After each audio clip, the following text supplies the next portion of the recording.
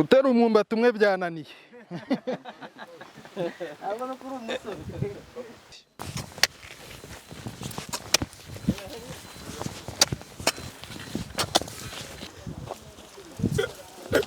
Yamaye nagira haruguru baza n'umunzani nawe yana hafa.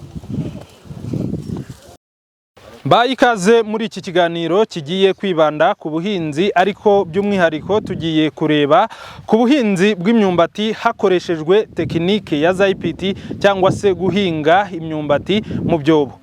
By'umwihariko tugiye gusura abaturage batandukanye bashyira mu bikorwa umushinga wa Gwizamuhinzi. N'umushinga uterwa inkunga na European Union ariko ugashyirwa mu bikorwa na Sendika Ingabo. Reka dutangirire ku bahinzi bo mu karere ka Kamonyi bamaze igihe kinini bahinga imyumbati, ariko batugereranyirize guhinga imyumbati ukoresheje iyi tekinike ya ZIPT cyangwa se guhinga imyumbati mu byobo, babitugereranyirize no guhinga imyumbati bisanzwe bayihinga mu mayogi cyangwa se amabimba nk'uko bamwe bayita. Batubwire igitanga umusaruro hagati y'ibyo byombi. yamaye nagira haruguru Uzabaho Sirasi ni umuhinzi w'imyumbati wo mu murenge wa Rukoma mu karere ka Kamonyi, ariko by'umwihariko tumusanze mu kagari ka Buguri aho yahinze imyumbati. Uyu muhinzi arasobanura ko nibura imyumbati yahinze aha hari niyo yasaruyemo ku giti kimwe ibiro bigera kuri 73. Reka tumuhe umwanya asobanure ibanga yakoresheje. Ndi umunyamuryango wa Sendika Ingabo. Ubu buhinzi bw'imyumbati mubona nkitangira kububona byaturutse kuri Sendika Ingabo ku mahugurwa yaduhaye. Dukora urugendo shuri mu karere ka Ruhango, ndaza mbibwira abahinzi muri koperative. Dupima icyobo gifite metero 2 kuri 2 z'ubugari. Dufata ibyatsi bibora tubanza hasi mu cyobo, tugaruriraho itaka. Rya taka tumaze kugera muri 1/2 hagana hejuru gatoya, dufata ifumbire mborera tuyivanga na rya taka risigaye, hanyuma twuzuza icyobo. Dufata muri 1/2 cy'icyobo duteramo ingeri imwe y'umwumbati, tugendeye no ku cyerekezo cyaho izuba rirasira naho rirengera. Nagira ngo mbereke imwe mu myumbati twasaruye uyu munsi. Mu minsi ishize twahamagaye abaturage, agronomi w'umurenge yari ahari, dusarura imyumbati igiti kimwe cyagize ibiro 73. Ariko icyo gihe twahavuye n'abaturage twemeranijwe ko iyi gahunda iri gukora kandi iri gutanga umusaruro. Ku buso butoya ushobora guhingaho imyumbati muri ubu buryo bw'ibinogo ugasaruraho myinshi kuruta umuntu wahinze ku buso bunini akoresheje bwa buryo busanzwe.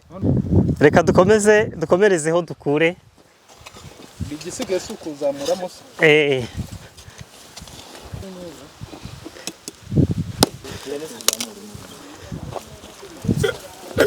yamaye nagira haruguru baza n'umunzani nawe yana hafa. kugeza haruguru Umwumbati umupimwa nk'abagabo n'abangaba. Urebye abangaba baragera kuri 4. Uyu mwumbati uvuyemo ibiro 53 byuzuye. Aha twari turi ni mu murima wa Uzabaho Sirasi, n'uwo mu karere ka Kamonyi mu murenge wa Rukoma, aho arimo aratwereka uko yahinze imyumbati akoresheje tekinike ya ZIPT cyangwa se guhinga imyumbati mu byobo. Tugiye kuva aha mu karere ka Kamonyi twerekeza no mu karere ka Ruhango, turebe koko ko ubu buhinzi uretse kuba bushoboka aha mu karere ka Kamonyi aba bari kutwereka no mu tundi turere bushoboka. Nitwa Mukamusoni Alexia, umurenge wa Mbuye, akarere ka Ruhango, akagari ni Nyakarekare, umudugudu ni Nyaruyonga. Iyi gahunda ya Gwiza Muhinzi tumaze guhabwa amahugurwa n'urugendo shuri twahawe na Sendika Ingabo, twabyigiye Kirehe. Iyo uhinze igiti kimwe rero washyizeho ifumbire, wakoze ibintu byose bishoboka, igiti kimwe cyera hejuru y'ibiro 45-50.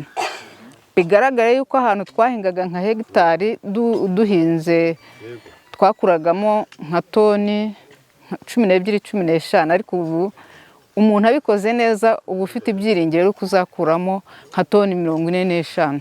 Nkanjye ubwanjye iyo nshaka ubugari bwo mu rugo nkura igiti kimwe kandi nkabumarana nk'amezi nk'abiri. Turacyakomeza kugenda tuganira n'abahinzi batandukanye badusobanurira ibyiza byo guhinga imyumbati bayiteye mu byobo aho kuyitera mu mayogi cyangwa se amabimba nk'uko bajyaga babigenza.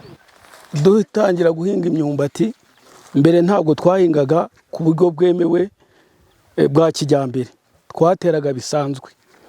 Noneho igiti kimwe cyavagaho ibiro 3, ibiro 2 guciraho, ariko duhuguriwe ubu tureza igiti kimwe 50 gusubiza hejuru. Ndibuka nyitangira mbere nahinze ibyobo 12, byonyine 12, ariko narasaruye abahinze za hegitari barusha umusaruro.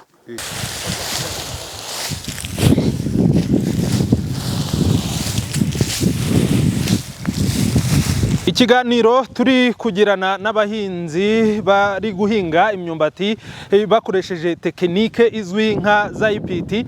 Ni tekinike yo guhinga imyumbati mu byobo. Tugikomereje mu kagari ka Gikoma mu murenge wa Ruhango mu karere ka Ruhango. Turi mu murima wa Bashimiki Emmanuel aho ari gutera imyumbati mu mwobo akoresheje tekinike izwi nka ZIPT.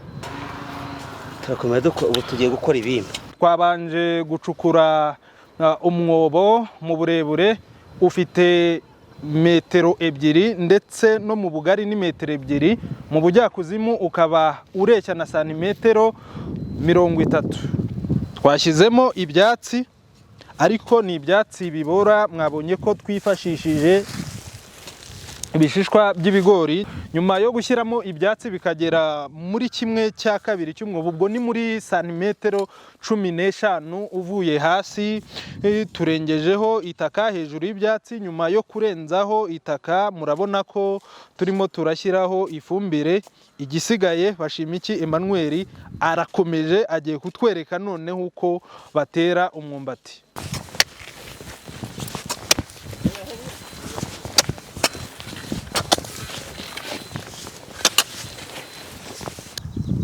Iyo tumaze guhinga kubu buryo rero tumaze gukora ibimba nkuko nabivugaga haruguru,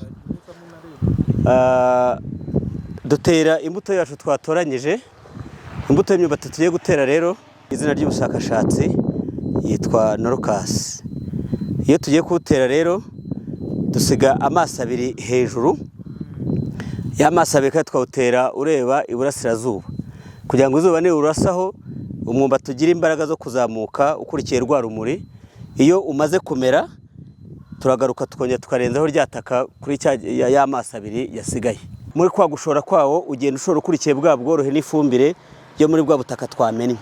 Ubu rero tumaze kuwutera turahindukira tugasasira umwumbati wacu, tugasasira bwa butaka kugira ngo buhehere, cyane cyane ko budufasha mu kubagara utiriwe ujya gukoresha imbaraga nyinshi. Hagati y'icyobo n'ikindi dushyiramo metero, kugira ngo hahandi muri ya ntera iri hagati y'umwumbati n'undi, icyo gihe duteramo indi myaka migufi kugeza igihe tugiye gusarura imyumbati yacu. Noneho ubu rugendo turukomereje mu murima noneho urimo imyumbati ikuze yamaze gutera akoresheje iyi tekinike ya ZIPT. Iyi myumbati igiye kumara amezi 8 tuyiteye, yahuye n'izuba, ariko ubu twasoreyemo ibishyimbo, ariko ntaho wabona ibishyimbo byariye igiti cy'umwumbati n'ubu iracyashishe. Nk'uyu mwumbati mubona ni umwe mu myumbati yatewe mu byobo. Reka noneho dukomeze tujye mu murima w'imyumbati isanzwe tubereke. Murabibona rero ko harimo itandukano no kuyireba ku isura.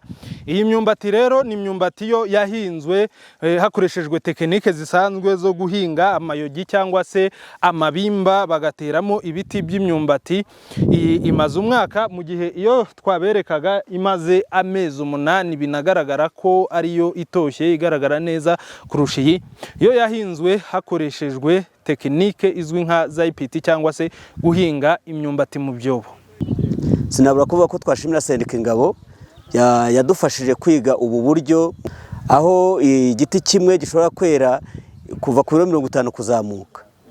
Mu buhinzi busanzwe kuri hegitari duteraho ingeri 10,000.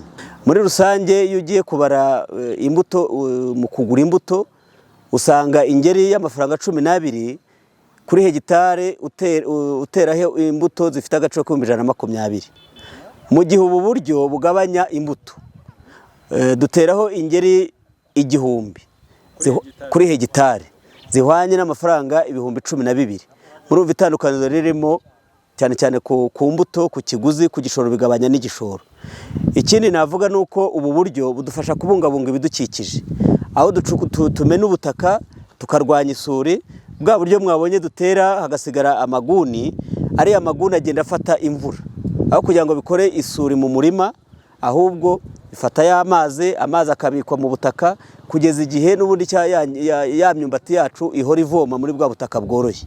Mbabazi François Xavier ni umunyamabanga nshingwabikorwa wa Sendika Ingabo.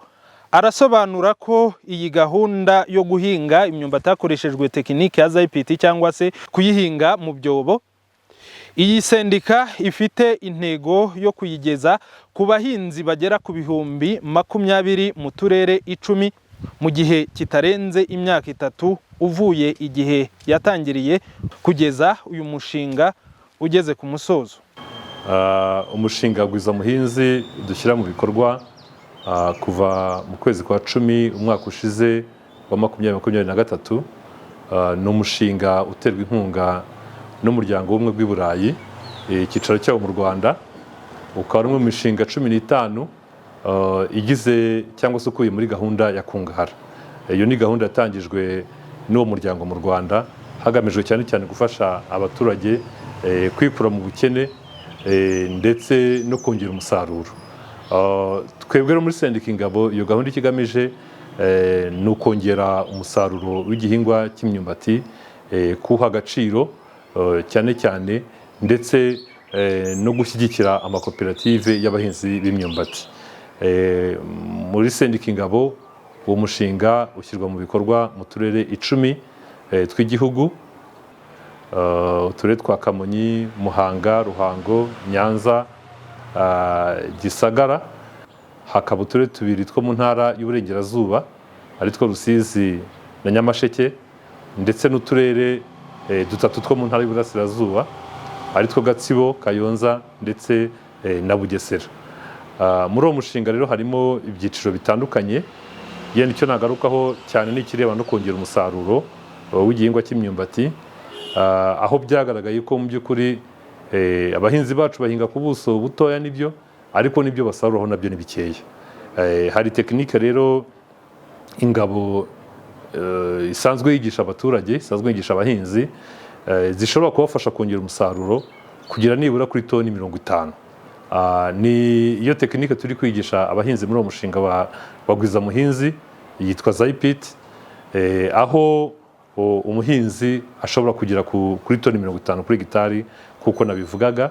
Icyo twongeraho no gushimira cyane cyane by'umwihariko umuterankunga w'iyi gahunda, umuryango w'ubumwe bw'ibihugu by'i Burayi, kuri kino gikorwa wadufashije gushyira mu bikorwa, kandi tuzanakomeza mu gihe cy'imyaka 3 mu by'ukuri bigaragara yuko kizagira akamaro ku buryo bugaragara. Mwabyiboneye rero muranabyumva uko abahinzi bari kubasobanurira uko umushinga wa Gwiza Muhinzi wa Sendika Ingabo ubafasha mu buhinzi bw'imyumbati, by'umwihariko bashyira mu bikorwa guhinga mu byobo cyangwa se bakoresheje tekinike ya ZIPT uri gutanga umusaruro. Nahanyu rero kugira ngo namwe mutangire kujya muhinga imyumbati mukoresheje iyi tekinike, ndavuga ubwo abatarayigerageza cyangwa se abataratangira guhinga imyumbati mu byobo nk'uko aba bahinzi babitweretse.